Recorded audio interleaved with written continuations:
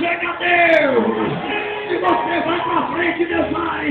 Se você volta para trás, Deus volta.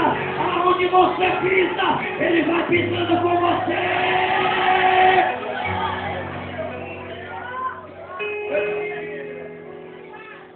O Salmo 23 é um cântico profético messiânico que apresenta Jesus Cristo como um apacentador. A palavra apacentador quer dizer pastor que zela, pastor que cuida, pastor que dá a vida pelas suas ovelhas, pastor que está cuidando, pastor que expressa uma palavra exortativa, mas é uma palavra de carinho, porque a exortação não vem para matar. O propósito da exortação vem para sarar a ferida e fazer com que a ovelha esteja no aprisco pastoral. Salmo 23 mostra algumas características que se embasam na vida de Davi e prefigura a ação de Jesus Cristo como pastor. No Evangelho que escreveu João, capítulo 10, Jesus Cristo diz: eu sou o bom pastor e as minhas ovelhas conhecem a minha voz. Eu sou o bom pastor, eu dou a minha vida pelas minhas ovelhas. Quando Davi expressa este cântico espiritual, Davi está recebendo a inspiração profética do Espírito de Deus para proferir um cântico, uma expressão de louvor em um momento de extrema agonia, em um momento de extrema tristeza, em um momento de aflição, pastor Carlos Henrique, em um momento de adversidade. O historiador Flávio José nos narra uma história interessante. Flávio José, o historiador da história hebraica, ele diz que o Salmo 23 foi composto por Davi em um momento de aflição. E Davi, ele caracteriza este salmo mostrando algumas referências da sua história. O Salmo 23, ele está historicamente ligado com o 1 Samuel, capítulo de número 16. Todos nós conhecemos a história, quando Deus determina e dá ordem para o profeta Samuel entrar na casa do patriarca Jessé, o belemita, e ungir um dos seus filhos como rei de Israel. Porém, a história diz, quando se sabe a notícia, o historiador relata que o patriarca Jessé logo se alegra em seu espírito, se alegra no seu coração, e ele tem uma reunião particular, diz a história, com Eliabe, o filho primogênito, o filho mais velho. Logo, Eliabe, sabendo a notícia, diz o historiador, ele chama Davi em particular, e ele diz: olha, daqui a pouco o profeta vai bater aqui em casa, o profeta vai chegar aqui em casa, e algo sublime vai acontecer. Só que eu não quero que você seja participante do meu banquete. Eu não quero que você seja participante da minha alegria. Eu não quero que você participe da minha vitória. Eu não quero que você seja participante deste grande banquete, deste grande conclave espiritual que vai acontecer aqui em casa. Por que Eliabe toma essa atitude? Porque Davi, ele era menosprezado. Pelo menos duas razões. Eu quero citar uma delas para ser bem objetivo. 1 Samuel, capítulo de 16, versículo 11, diz que Davi era belo de semblante, mas os seus cabelos eram ruivos. E para quem não sabe, o conceito judaico na sua tradição diz que todo aquele que nasce com seus cabelos ruivos, ele traz um estigma de maldição sobre a sua vida, porque na nossa cultura latina, tem cabelo ruivo, tem cabelo preto, tem cabelo marrom, tem cabelo amarelo, tem cabelo loiro, parece ser normal, mas para o judeu a cor vermelha vermelho é uma cor amaldiçoada. Por quê? Vermelho vem da sua origem adâmica. A palavra Adão, que foi o precursor do pecado na terra, a palavra Adão quer dizer aquele que tem pele vermelha. Então todo judeu, na sua cultura, considera a cor vermelha como maldição. Davi tinha os seus cabelos ruivos, avermelhados.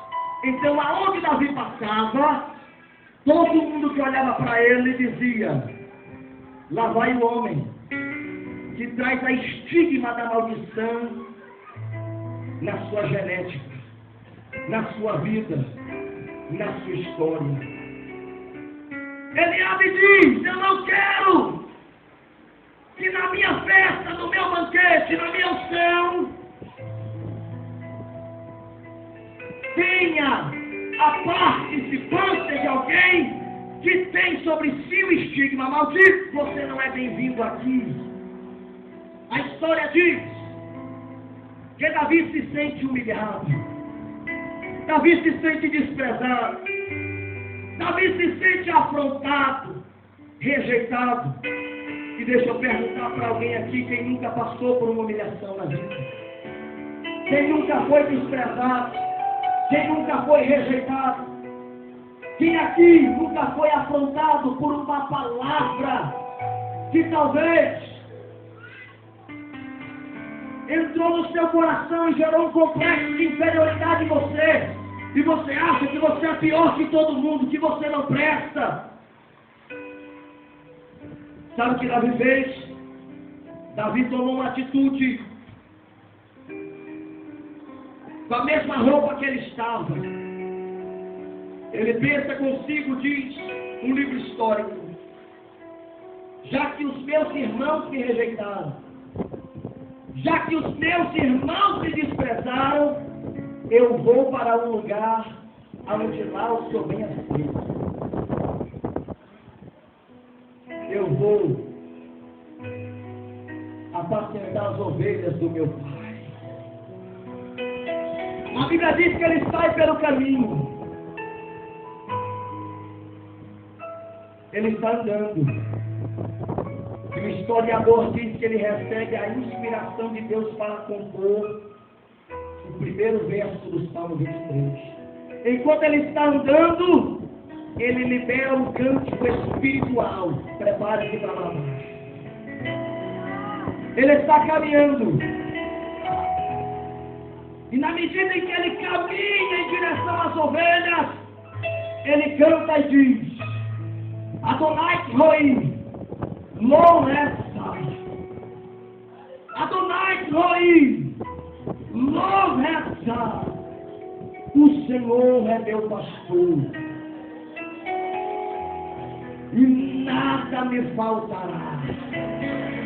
Na sua etimologia, Davi estava dizendo: aquele que cuida de mim jamais me abandonará.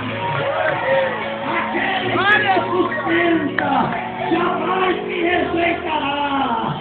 Davi estava dizendo: meu pai me desprezou, minha mãe me desprezou, meus irmãos me desprezaram, todo mundo me menospreza, todo mundo me abandonou, mas aquele que me apacenta, que cuida, que zela da minha vida, ele vai suprir minha necessidade, ele jamais vai me abandonar.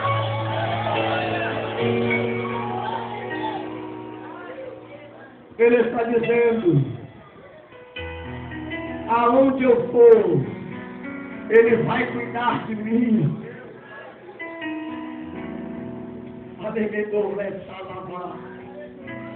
Aquele, o profeta Isaías um dia disse: pode a mãe esquecer do filho que amamenta, todavia eu, Senhor, jamais me esquecerei de ti. Quando o profeta Isaías diz isso, ele está fazendo um conceito histórico a respeito do Império Assírio. Quando o rei da Síria pegava as mulheres judeias, as mulheres israelitas como escravas. Elas passavam por 2 processos de tortura, as mulheres grávidas. Primeiro, elas eram atormentadas dioturnamente.